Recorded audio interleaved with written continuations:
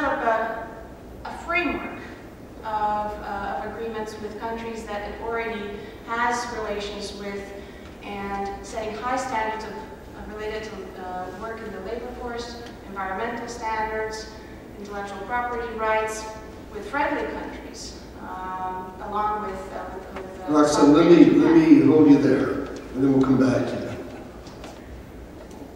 One sentence is all I.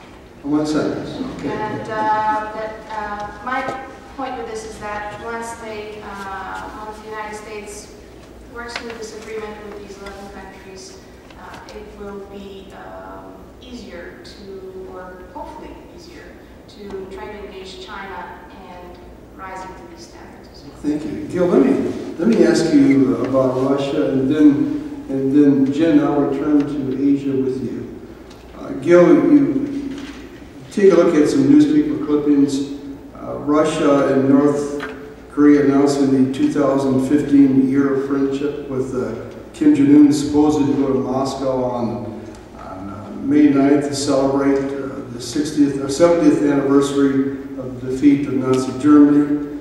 Russia has already annexed South Ossetia in Georgia, and now Russia is one of 4 countries that recognize Abkhazia, an independent area within Georgia. And the Ukraine, Crimea, has already been annexed, now in East Ukraine. Several other areas are being threatened. The U.S. House passed a bill compelling President Obama to provide Ukraine with military assistance to defend its sovereign and territorial integrity. It's on its way to the Senate. Denmark, Russia said it would aim nuclear-tipped missiles at any Danish ship equipped with radar for NATO's European defense shield. Nicaragua, Russia sending fighter jets. And the Washington Post has talked about actually accusing Putin of murdering Nemtsov, his political opponent. And then 4 days ago, Moldova, which abuts Ukraine to the west, and a semi-autonomous area, had an election with people there favoring to go into some type of federation in Russia. What is going on in Russia? Is this Imperial Russia starting all over again? Are we going to see the House of Romanov? Is it the USSR? Tell us what's happening in Russia. I like to see problems from a long-term and broad perspective. Interdisciplinary is part of this. And so we often look at problems as if there is an immediate rule that has to be defended, whether we're thinking of democracy as our goal, or we're thinking of the sovereignty of Ukraine. And Russia and the other countries I deal with in East Asia tend to have a deeper historical perspective. So what I think we have to understand, trying to put ourselves in the Russian place in order to understand where they're going, in order to find the right kind of responses to deal with them, is that communism left a very powerful legacy. Much of it built on Russian imperial history. So it wasn't as if it all came out of the blue, but it was a legacy of thinking about the role of the ruler, Putin, the new Tsar, or the role of Soviet might. You're a superpower that thinks you are one of 2 countries that rules the world, and all decisions are based on equality with the United States and taking into consideration the power of your country. Russian centrality, the whole 15 states that are part of the Soviet Union are all really appendages, part of the same tradition, the same civilization. So all of this gets shattered in the 1990s, and the adjustment is very poor. And so we can't say that Russia became something very different from the Soviet Union. The elite there was a lot of continuity. And particularly after Yeltsin realized that he was failing, and within 2 or 3 years brought back, kept many of the people from the old elite who had the same thinking about power and the role of the state. And so they eventually crushed the oligarchs, or made them independent, crushed the independent press. And then they wanted a relationship where they could start rebuilding their power, and they got huge amounts of money coming in from oil and gas and natural resources, particularly as China bought up a great deal, but also China's impact, not just China, other India too, and others, raised the prices for Russia's natural resources. So they suddenly had a lot of wealth and a sense of their own ability under a strong leader to reestablish some of what they had before. And so it really became a test of Russian civilization against Western civilization. And meanwhile, there was China to help. They could sell more and more goods to China. China encouraged them to be more anti-American. China encouraged Russia to think that it could move towards Asia and away from Europe. And so Putin came back to power in 2012 with a new agenda, more aggressive than he had earlier, although even in his previous 2 terms as president, he was pushing increasingly to confront the United States. And so he came back and said, I don't have to accept this Western domination. And China and Russia, China became more aggressive in 2009, 2010, more hostile to the West, even though the economic ties were advancing.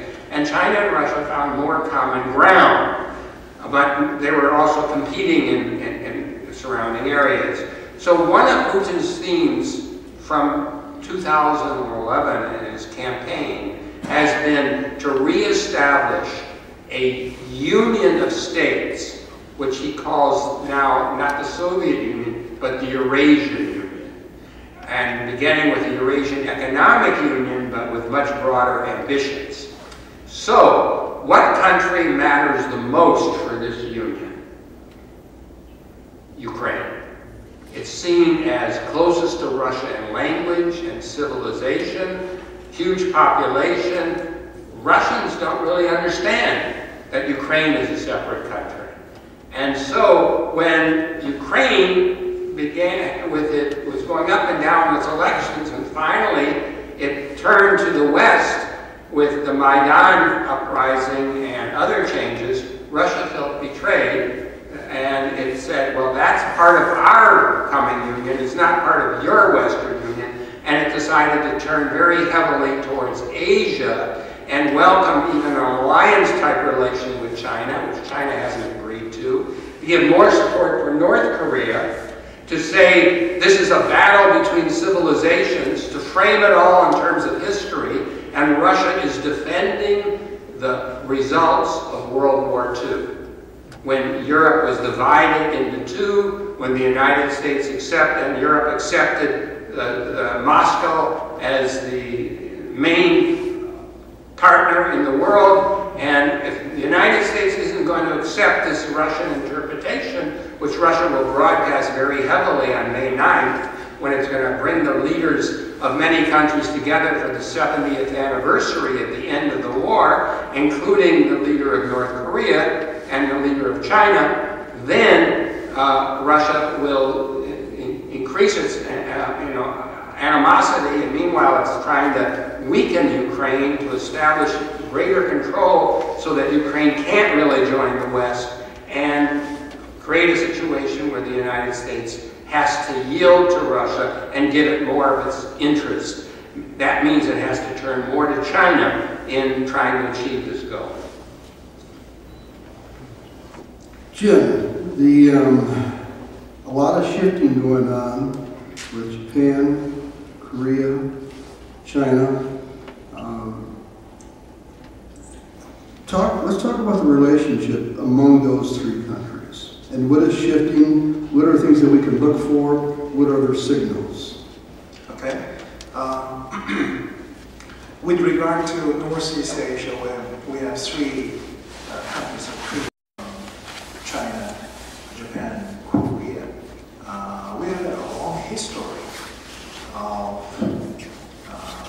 close relationship, and also war and colonialism and the conflicts, the history issue and the territorial disputes.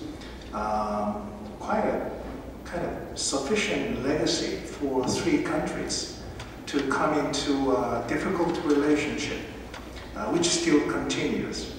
But I always think that the best way to resolve this problem is for us to talk to each other, kind of try to understand the perspective of the others, and try to find a common ground where we can start to build a regional community. And I've always looked at Europe with admiration in that sense, that France, Germany, and Britain and other countries after 2 world wars could sit down and begin to talk about building a European community. And to the extent that you have a single currency now, the Eurozone, and so on. So this is not an easy goal that can be fulfilled. If European countries can do so, why can't the countries in Northeast Asia do the same thing? We share culture, we share historical views, and also we have a growing new generation in the area. I see 3 students from Korea, China, Japan in Rockford University. You're building a community here already, the Northeast Asian community. You don't hate each other, do you? You can talk to each other, try to understand each other, and to create a new future. So I think that we need to invest heavily on the education of the next generation so that we can have a common view on the history. For example, between Korea and Japan. Korea was a colony of Japan for 35 years, from 1910 to 1945. And then after the liberation, we established our government in 1948 under the first president called Syngman Rhee. Syngman Rhee was a young Confucian scholar. He got imprisoned because he hated monarchy. At the time, Korea was run by an emperor. We established our country as an emperor to be equal with China. So he was imprisoned. So in the prison, he learned how to believe in God, because the American missionaries gave him Bible. So he studied Bible in the prison. He became a specialist in the Christian ideology, so he began his own school in the prison. So he was kind of a teacher of teaching Christianity in prison and studied English.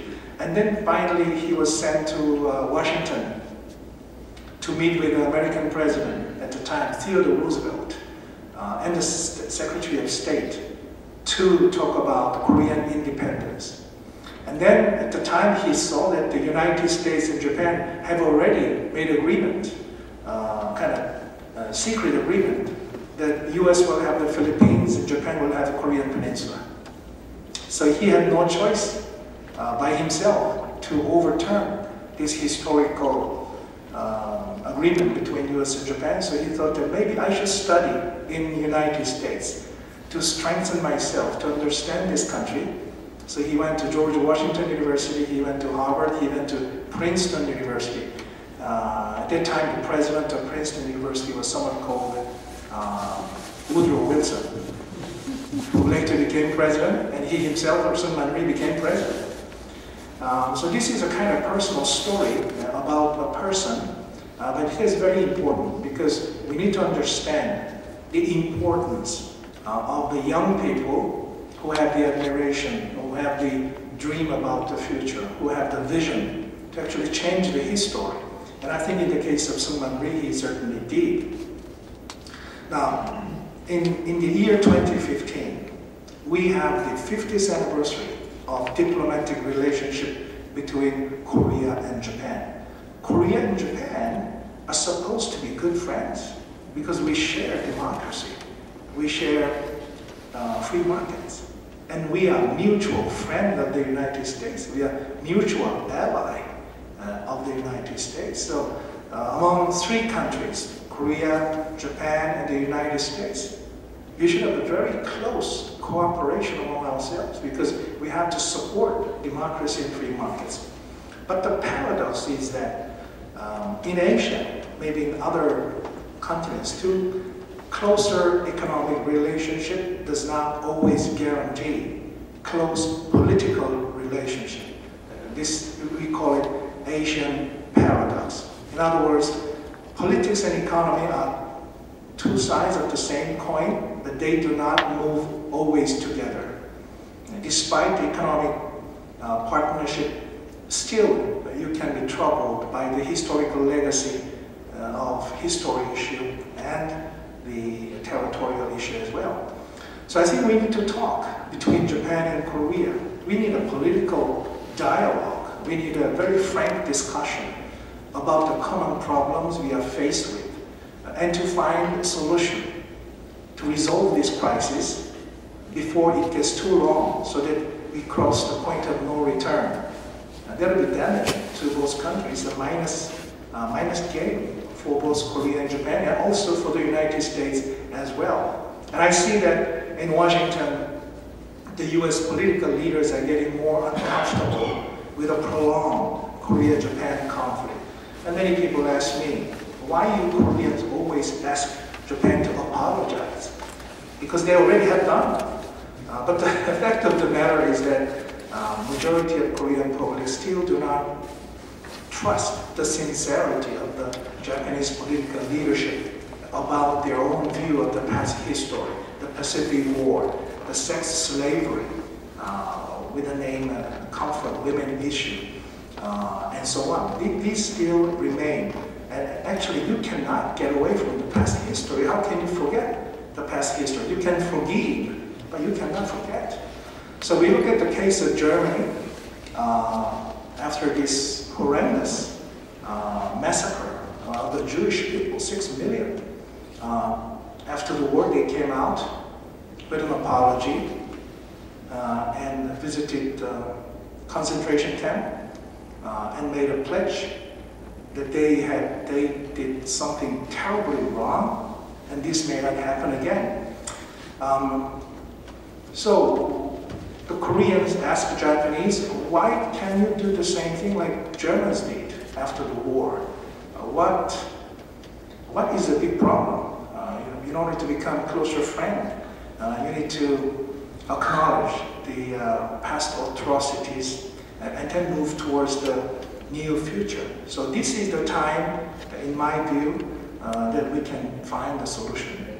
We believe that perhaps Japan might think very seriously about this past history and then move on towards the future. Between Korea and China, we used to be enemies because China intervened during the Korean War against the South Korean and American and the UN troops.